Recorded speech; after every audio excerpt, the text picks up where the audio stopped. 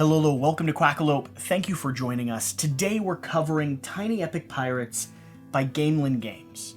Now, this is a game that is currently on Kickstarter. In fact, there's a strong chance you stumbled over here from the Kickstarter page itself to determine if this is a game that is right for you and your gaming group. And if that's the case, I am excited to have you here. I hope that I can show this off in a way that helps you come to that conclusion.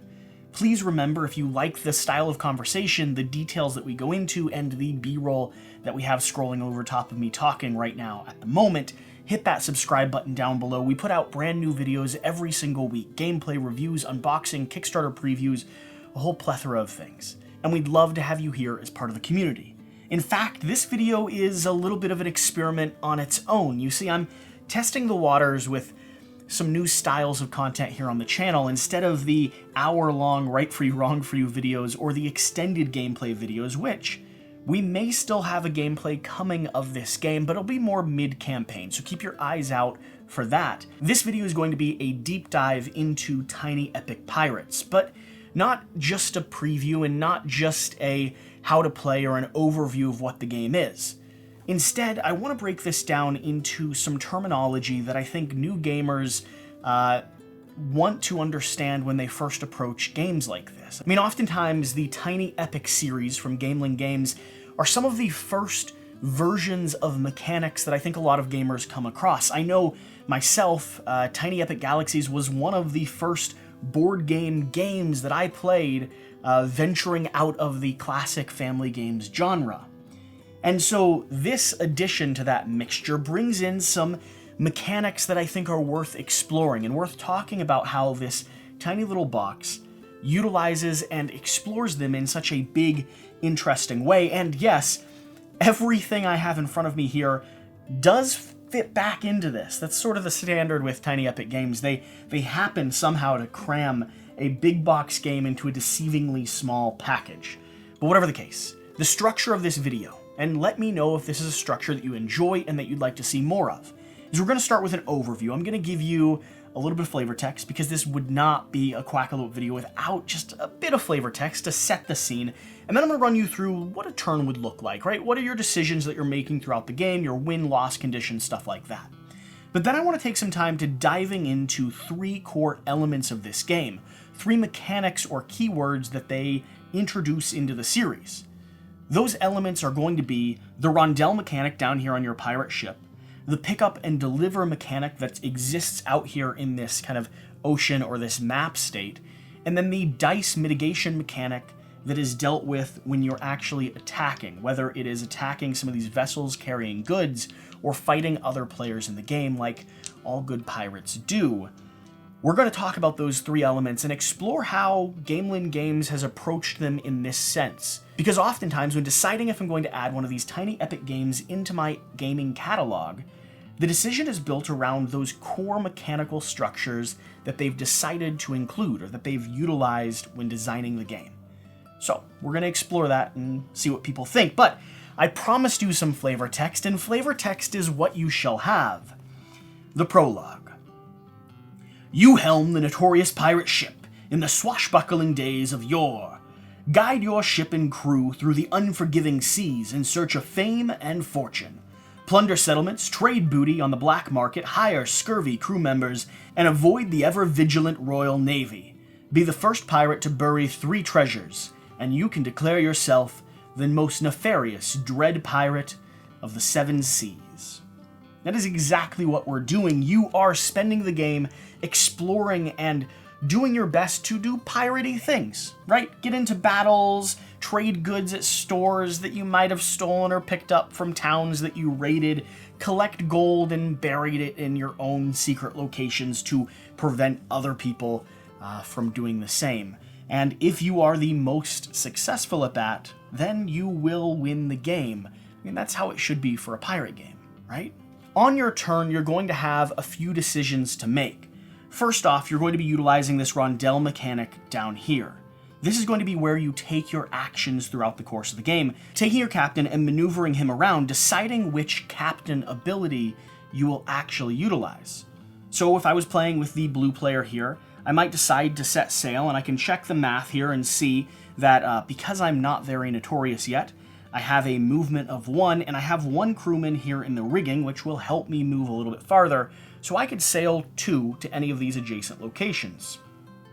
Let's go ahead and move up in this direction here, avoiding the navy that's hanging down here in this area. I mean, they're fine, just as long as they're on the other side of the ocean from me. And then I'll move down to my wheel here. So after my movement, I'll move down and decide one of the actions I want to take, whether that is going on a battle, raiding some goods from a port, burying some treasure in a specific location, searching the seafloor for treasure or other abilities, hiring additional crew, or even potentially selling the goods that I've collected to the general market here in order to get more gold, which is ultimately my win condition. So I might move down here and look at the location I'm in and think to myself, I'll go ahead and sell some goods. I have some gunpowder here, so I can take this off of my ship and I can trade it into this location for a total of 5 gold for each cube that I have, and I only have 1, so I'll just gain 5 gold at the moment. So throughout the course of your turn, you will be moving around this rondel area, executing captain orders and deciding how you want to interact with the map. On top of that, you will be building your crew and you will have specific captain orders that you can also utilize. So as your deck starts getting constructed, pulling in someone who's able to bury treasure after they've just gone on a battle, or someone who can scour the sea and then go ahead and move the navy vessel 1 step farther in any direction you'd like, meaning to your opponent, or at least farther away from you. Remember, other end of the sea is what we talked about. You'll be taking these actions all in your attempt to win the game. Now, how do you win the game? The game is going to be won if you're able to bury 3 of your treasure icons, again, prototype copy, at 3 of the hideout locations on the map here. Now, only 1 treasure can be buried at each location, so those will become more and more limited as more and more people accomplish kind of their win conditions on the board. So I could look over here, and if I was in this location and I'd just done a hideout action, or I had a special captain's ability, I could go ahead and bury some treasure there. The first person to bury 3 treasure wins the game. If there's a tie, if both of you are able to accomplish it on the same round or the same turn, then you're going to check your notoriety level. This is the specific level of your captain's abilities. So things along the lines of going to battle and defeating other players will raise this up just a little bit, giving you more movement, more strength, potentially unlocking more gold and cannons along the way. So in all essence, that's the structure of this game. It is deceivingly simple and yet deceivingly complex for a Tiny Epic's game. There is a lot of decisions going on here, and as we dig into how they utilize those 3 core elements of the game, you'll see that there's a lot of choices and opportunity you have as a player to control the way that your ship and your experience is moving along. So let's go ahead and start diving into those core mechanics, and let's start with the most interesting, I think, here, and one of the most obvious. It's going to be the rondel mechanic down here, and we'll use the blue as an example. Now, your captain will always start up here at the hideout action. This is an action that you can take to do things like reset your crew or bury your treasure. After that, we're going to have attack, trade, search, plunder, and crew up. And then finally, we'll have a little red line here, which is going to be called the ship line. Every time you pass that, you'll do a little bit of upkeep when it comes to both the map and your player board. So how do you use your rondel? Your rondel is going to be action selection, always going in a clockwise pattern. That's pretty standard when it comes to a rondel. But in this case, all of your actions are the same as your opponent's, but also shuffled and placed down in an asymmetric way. So the decisions you make won't be in the same order or might not be as accessible as your opponent's. Now, you can always move forward 1 for free, taking the very next action without any consequences. However, if you'd like to continue along the rondel, like most rondel games have, you'll have to spend your crew. Your crew are going to be little meeples that are placed down here in your cabin or on your deck, in the rigging, the cannons, or the extort section. So these deck assignments boost your overall capabilities of your ship, allowing you to hit harder, sail farther, or gather more gold. But if your captain wants to push the crew, he'll add 1 to every location he wants to skip, allowing him to move forward on this rondel pattern and potentially do an action earlier than he might have otherwise. And it'll continue on like that, always cycling as far as you would like or as far as you're able, until you come to this red line, the ship line here. When you pass the ship line, you're going to have to update the board, doing things like shifting the Navy vessel in your direction or moving these little merchant carriers just down and across. All they want to do is bring their goods back and forth. Now, pirates can stop that or upset that or halt their progress and gain notoriety and goods and resources as they do that, but we'll not tell them about that. For now, all they want to do is sail up and down. So it sort of represents the passing of time every time you cross that ship line location. Now, the interesting thing about the rondel mechanic here is going to be as you cycle back around, you can re-skip the locations you've already assigned crew members to, drafting them off of your wheel and allowing you to place them back into your deck. So there's some really interesting positional planning going forward. If you know you want to take a few actions in a sequence, or you set yourself up to skip just the right amount to allow you to connect two kind of far off abilities. The rondel mechanic here is simple, but has a lot of weight to it when it comes to the strategic choices you're making on the deck. And you always are going to have your standard ability to move, right? You're always sailing. And so these decisions are going to be your captain actions. They're not going to specifically be your kind of movement or your basic actions on the board. Now, if you go through a stormy location or you happen to engage in a battle that doesn't go your way, you might lose some crew. They might become exhausted and they need to go down here into this repair location. If that happens, you must rest or have a special ability to allow you to bring them back and reset them onto the board here. It's also an interesting pressure point mechanic, right? It sets up the scene for a crew being worked too hard or being pushed too far. Sometimes they just really need to take a break or stop in at port and go visit the local bar. Now, the other thing that's really interesting about this rondel mechanic are going to be the actions you specifically have and the way that your crew can modify those. Your captain is going to have their own standard versions of abilities. So if I did a search action here, I could also do a bury action and an attack action. These sort of chain together, making that one location now infinitely more valuable than it was moments ago. But my crew also do the exact same thing. So as I'm going through and upgrading my ship, adding crew members to my board, I'll also be upgrading these rondel actions at the same time. So I'll be looking here, and I've just upgraded this, so not only when I do the search action, my captain allows me to bury treasure and attack, but my first mate also allows me to go ahead and move the Navy vessel in one direction, kind of anywhere that I would like. This allows me to control the board state and also control the type of actions that I'm taking. I might, for the rest of the game, just sort of do my very best to continue cycling and skipping to that point. However, you do want to take your time, because there are consequences to going too fast or pushing too hard. Every time you cross that ship line, the Navy ship's going to get closer. If it collides with you, you will lose a battle instantly, meaning all of your deckhands have to be added over here into your repair stack, and you're going to be forced to rest and recover before you're able to continue your pursuit of gold. So that's the rondel mechanic here. It's not too complicated. It is a classic approach to a rondel system with some really interesting twists. I really like that your crew starts modifying the abilities that you have. Your captain orders start becoming kind of a sequence or a chain of things that you can do. And so each ship and each player's experience sort of builds up asymmetrically, depending on which route you're going. You could be infinitely hunting down these carriers, trying to steal the goods and sell them to people. You could be going on the warpath, raiding and attacking villages for your own cubes that you draw out of the bag. There are a lot of paths to victory here, and you can build your ship around those through that rondel mechanic. Now, the second mechanic I want to touch on here is going to be the pick up and deliver mechanic. Now, there is a lot of pick up and deliver elements in this game, and it all exists up here in this main player board.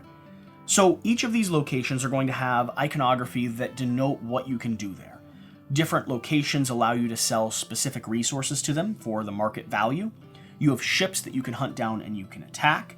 You have areas where you can bury treasure or gain treasure, and then you also have locations where you can raid villages and gather resources. All the actions that you're taking on your rondel will be tied to the stuff that you need to do to win the game on the board here, and tied to those pick up and deliver systems. So from what I've identified, The few pick up and deliver systems that exist here are going to be primarily between this market to gain money, and then the locations you need to bring that money to actually bury it. So at the start of the game, you're going to be gaining resources. These are going to be cubes that live on your ship. You can hold up to 3 of them, and I believe there are 4 different types of resources in the game. You can gain those resources by attacking other ships, raiding ports, or scouring the bottom of the sea. As you find those resources, you'll need to deliver them to very specific locations, all based off of a market board over here. As you sell resources into the market, those prices will shift and change, making them more or less valuable for you and everyone else at the table. So getting the resources first and getting to where you need to sell them quickly is a real pressure point. It doesn't matter if I have 3 gunpowder. If someone else sells 1 to the market before me, that price could drop from the very top to the very bottom, creating a circle, right? Making my shipload of cargo worth significantly less than it was just moments ago. Now, as you're selling those resources, or as you're gaining gold in a variety of ways, your other main mechanic is going to be coming to these locations, these cards here, and burying treasure. If you have the right amount of gold to do so, you'll be able to pop on a treasure chest icon, blocking off anyone else from burying treasure there, and sealing 1 point in your step to victory. Now again, this is another pressure point mechanic. Only 1 person can rest at a port location. Only 1 person can bury treasure at a treasure burial location. So if you've locked off a certain corner of the map, but maybe you didn't plan well enough, and the area you actually need to go to bury your final 12 gold is 2 or 3 turns away, and you can't get there, there's a chance someone else could squeeze in and either steal that spot or take the victory from out beneath your cold fingers or your cold hook. So in a lot of ways, that's going to be the pick up and deliver systems on the board, gaining resources and gaining gold and delivering those to specific locations. However, I like that those are mixed in betwixt each other, right? You can use those resources for a variety of things. There's reasons to have them, there are ways that you interact with them, and it's not just a simple A needs to go to B sequence. Instead, you have these interlocking patterns that all sort of lead to victory if you can find the right route to follow. But it's not as clear-cut as if I am perfect in my positioning and perfect in the way that I navigate these seas, then I will get to victory.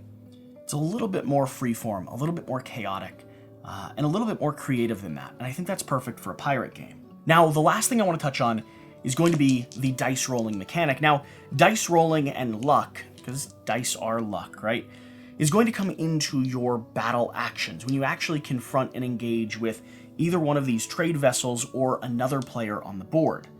Now, here's the cool thing. This is a pirate game, and so building a skill set that allows you to utilize your dice or the weapons that you have as efficiently as possible is totally possible on this deck.